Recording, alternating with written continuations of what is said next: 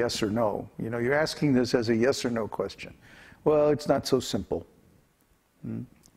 But generally speaking, those who chant Dvadashakshara mantra, they go to the Dvarka, they enter into the Dvarka Leela. Whereas those who chant Hare Krishna Mahamantra, they enter into the Braja Leela, the Vrindavan Leela of the Lord. So these are completely different pastimes. Although the same Krishna is there, it's a different aspect of Krishna, a different mood of Krishna. Krishna in Dwarka is displaying his more external opulences of power and strength and so on, whereas Krishna in Vrindavan is displaying more of his internal opulences, such as his deep love of his devotees and so on. Although those are also there in Dvarka, it's in a different mood because it's in the Svakya, which means with opulence, with the rules and regulations. Whereas in Vrindavan, his relationships with his devotees are Parakya, without any limitations, without any rules. So these are very, very different moods. And it depends on which mood the devotee is attracted to, which mantra he should chant, or which form of Krishna that he should worship. For example, even in the conjugal mood, there's a difference between the worship of the queens of Dwarka and the gopis of Vrindavan. And this is a matter between Krishna and the devotee. It's a very personal matter, which one that you're attracted to.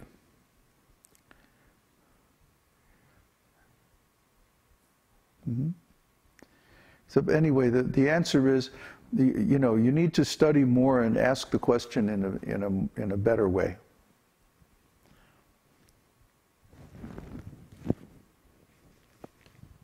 Question from Tiago.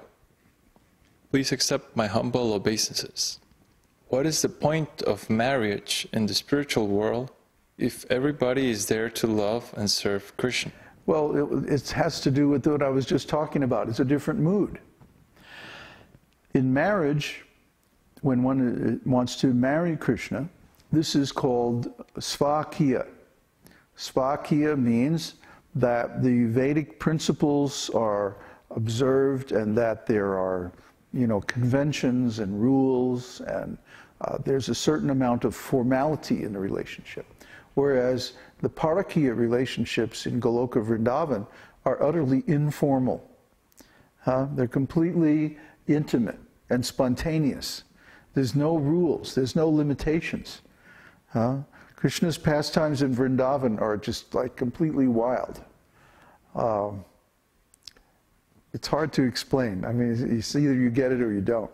But a person who wants, I suppose, the structure, who feels more comfortable with, you know, the marriage relationship,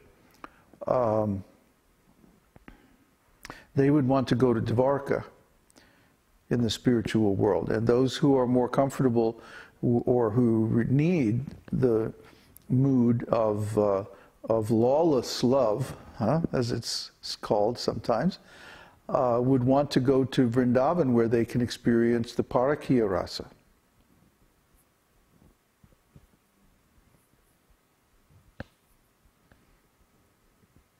Prasad expands the question.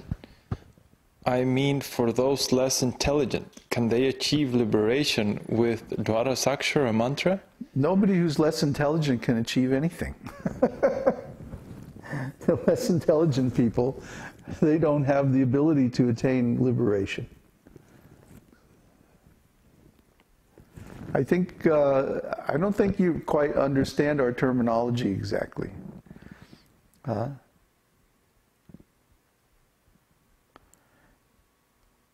Less intelligent people can't understand this philosophy very well.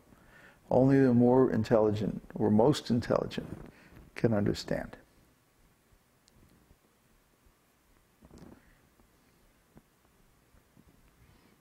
Okay. Are there any more? I think Mother Swati has a question.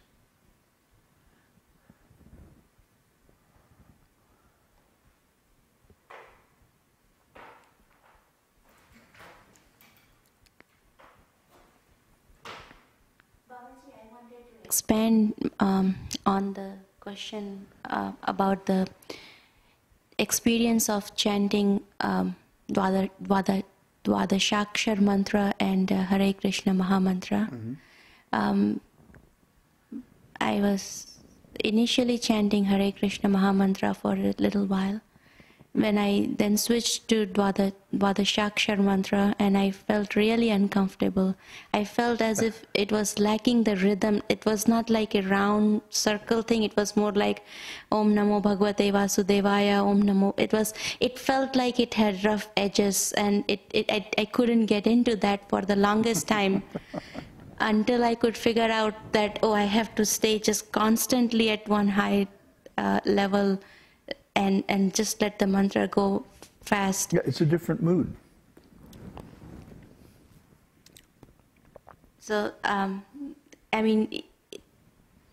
pulling back totally, not going into the mood, not going into the deeper aspects of it, just from chanting aspects of it, it was really hard to be able to chant Dvadashakshar Mahamantra. Well, if you're already used to Mahamantra, why would you want to go back to Dvadashakshar?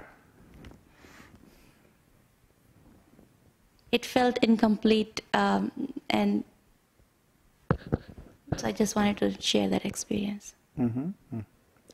Just like in Dwarka, even though the same Krishna is there, and Krishna is still the Supreme Personality of Godhead, in Dwarka, he doesn't manifest his four special qualities of playing the flute, and the really amazing pastimes with the different devotees in Vrindavan. Like I said, those Parakiya Rasa pastimes, completely beyond all rules and regulations. He doesn't manifest his special beauty. Just his ordinary, completely transcendental beauty. And he also, he doesn't manifest, what was the fourth quality? I have to look it up. Flute, pastimes, I have to look it up. What's that? Already mentioned that. Beauty, the flute, surrounded by loving devotees and wonderful activities. Yeah, like the Rasa Leela. So I kind of put those last two together. The wonderful activities that Krishna performs are always in association with his devotees. And because his devotees in Vrindavan have these wonderful informal moods. Parakiya means informal. They have wonderful activities that aren't manifest in any other incarnation or any other form of the Supreme Personality of Godhead. So Krishna's devotees and Krishna's pastimes, his flute playing, and his extraordinary beauty, these four things are not fully manifest in Dwarka. So naturally the mantras that lead to that Dwarka Leela or connected with that Dwarka Leela are also not on the same platform, you see. So once you have tasted the Hare Krishna Mahamantra, that's it, you're spoiled. You don't ever want to go to any other platform of devotional service because it just doesn't have that same intimate taste, you know. It's just so wonderful.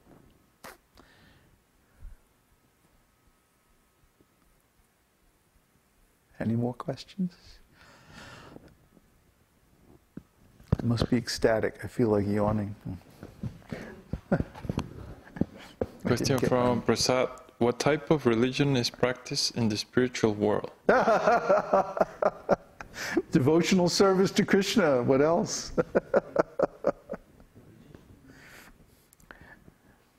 Pass me the drum, please. It's time to call the lion.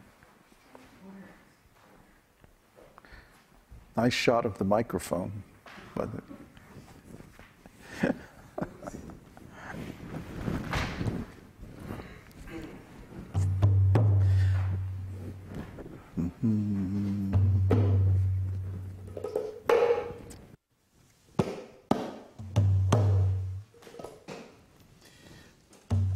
Saw. Oh, it's kind of low today.